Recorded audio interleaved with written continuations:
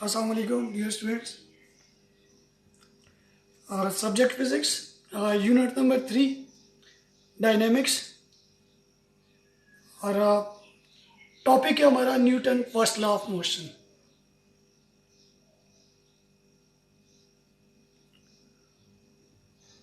Newton एक scientist था.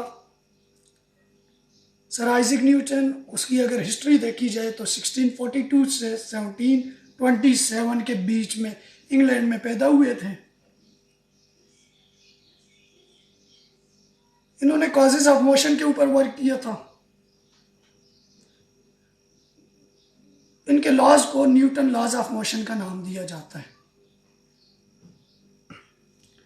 3 laws है: Newton first law of motion, Newton second law of motion and Newton third law of motion. Classical mechanics, classical physics के concepts हैं हमारे पास.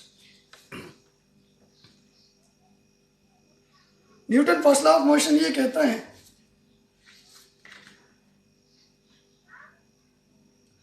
if there is no external force applied on a body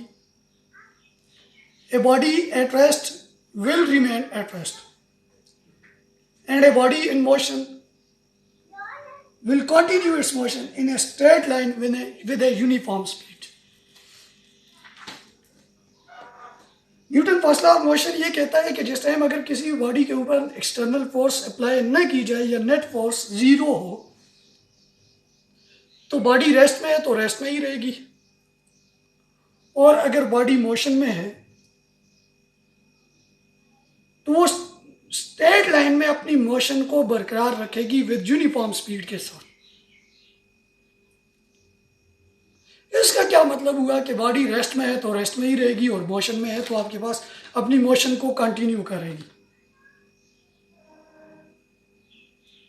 अगर इसको explain किया जाए तो Newton first law of motion के 2 parts हमारे पास, यानी इसको 2 पार्ट्स में हम डिवाइड कर सकते हैं. पार्ट नंबर 1 जो है हमारे पास रेस्ट से रिलेटेड है, एंड पार्ट नंबर 2 जो है वो हमारे पास थी मोशन से रिलेटेड है. पार्ट नंबर 1 ये कहता है the net external force acting on an object is 0, a body at rest will remain at rest. For example, हमारे पास the first part of the law states that a body at rest will remain at rest if no net force acts on it. For example, a chair or table lying in a room will remain stationary or will not change their states by themselves.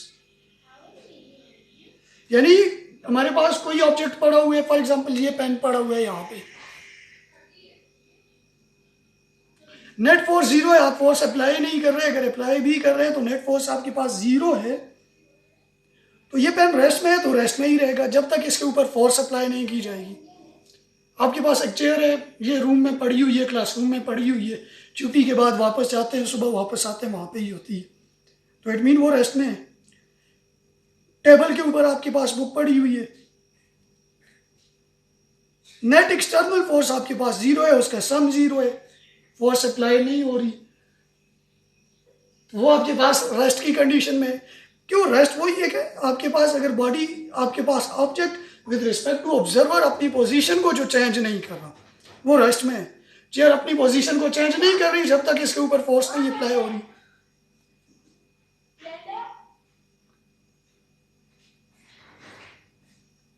Book अपनी position को change नहीं कर रही जब तक इसके ऊपर force apply नहीं हो रही. तो first part related to rest है. अगर नेट फोर्स 0 है, it mean change in velocity भी 0 है. चेंज इन वेलोसिटी चेंज नहीं हो रही, नेट फोर्स भी 0 है, वेलोसिटी चेंज नहीं हो रही, इट मीन एक्सेलरेशन क्या होगा आपके पास 0 है. मैथमेटिकली अगर इसको एक्सप्लेन किया जाए, net force applied on a body is 0 if there is no external force applied on a body. Total external force is 0, net force is equal to 0. Net force 0 है, body rest में, it mean उसकी velocity change नहीं हो रही, एक ही velocity है उसकी, यानी वेलोसिटी में चेंज ही नहीं आ रही आपके पास. अगर वेलोसिटी में चेंज नहीं आ रही, एक्सेलरेशन चेंज इन वेलोसिटी, तो वेलोसिटी क्या होगी? 0 होगी. वेलोसिटी 0 होगी तो acceleration change in velocity by time 0/t जो है वो एक्सेलरेशन क्या बनेगा आपके पास, 0 ही बनेगा। इसका part number 2, the second part of the law states that a body in motion will continue to move in a straight line with uniform speed if no net force acts on it। तो वो straight line में ही जो है वो आपके पास जो है वो मूव करती रहती है। लेट्स सपोज हम एग्जांपल ले लेते हैं, हमारे पास फुटबॉल की एग्जांपल है। हम फुटबॉल को जिस टाइम पे किक लगाते हैं तो कुछ टाइम के बाद वो रेस्ट में आ जाता है। अगर इसको सही तरह से स्टडी किया जाए तो हम ये देख रहे होते हैं कि इसके जिस डायरेक्शन में हम फोर्स लगा रहे होते हैं उसके अपोजिट डायरेक्शन में भी फोर्सेस एक्ट हो रही होती है। फुटबॉल के ऊपर कुछ फोर्सेस एक्ट हो रही होती है, लाइक फ्रिक्शन की फोर्स होती है, आपके पास एयर रेजिस्टेंस की फोर्स होती है। ये जो फ्रिक्शन हो रही है, रेजिस्टेंस की फोर्सेस होती है, ये अपोज कर रही होती है मोशन ऑफ द बॉल को। इसका मतलब ये हुआ कि object would continue to move in a straight line forever with uniform speed if the forces opposing the motion of the object are removed। ये जो फोर्सेस एक्ट हो रही है, एयर रेजिस्टेंस की फोर्स है, एयर फ्रिक्शन की force है, gravity की फोर्सेस है, और भी बहुत सी फोर्सेस जो इसके ऊपर एक्ट हो रही हैं, अगर इन फोर्सेस को रिमूव किया जाए, इग्नोर किया जाए, तो आपके पास ऑब्जेक्ट जो है वो स्ट्रेट लाइन में यूनिफॉर्म स्पीड के साथ मूव करता रहेगा। For example, in space where there are negligible opposing forces, objects move in a straight line and no applied force has to be maintained by engine to keep them moving। Second part, motion से related और भी बहुत सी examples हैं। इसी तरह Newton's first law of motion is also known as law of inertia. इसको inertia का नाम भी दिया जाता है। इनर्शिया क्या होता है? जिसकी वजह से, ये वो वाली बॉडी की प्रॉपर्टी होती है जिसकी वजह से जो स्टेट में रेस्ट की या यूनिफॉर्म मोशन की स्टेट में जो चेंज आ रही होती है वो इसको रेजिस्ट कर रहा होता है।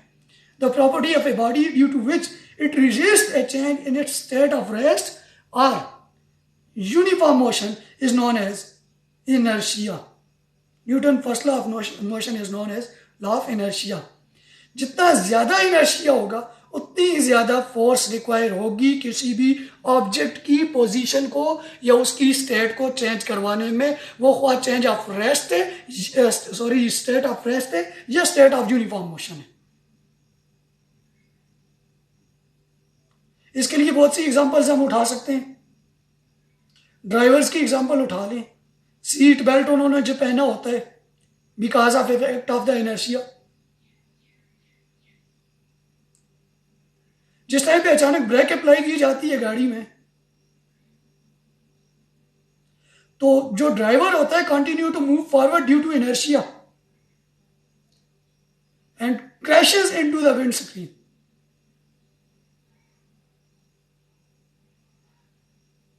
इसी तरह आपके पास जिस टाइम बस के ऊपर हम सफर कर रहे होते हैं, बस में बैठे होते हैं या खड़े होते हैं, सफर कर रहे होते हैं, अचानक से या बस खड़ी होती है, हम जाके खड़े हो जाते हैं, अचानक से सडनली बस जिस टाइम पे मूव करने लगती है, तो उसमें जो पैसेंजर्स होते हैं वो बैकवर्ड डायरेक्शन में गिरते हैं। उसका रीजन क्या होता है? The lower part of the body of the passengers are in contact with the floor of the bus. जो हमारा lower part of the body होता है ना, वो कॉन्टेक्ट में होता है बस के साथ, जबकि upper part of the body जो पैसेंजर्स का होता है वो फ्री होता है। तो free part of the body of the passenger remains at rest due to inertia. इसका रीजन ये होता है कि वो अपनी पोजीशन को, upper part of the body of the passenger remains at rest due to inertia. तो हम कह सकते हैं पैसेंजर्स विल फॉल बैकवर्ड।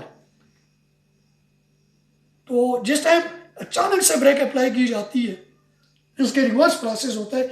आप बैकवर्ड डायरेक्शन में नहीं गिरते बल्कि आप फॉरवर्ड डायरेक्शन में गिरते हैं। ये लॉ इनर्शिया की एक एग्जांपल है आपके पास। तो Newton first law of motion is also known as law of inertia.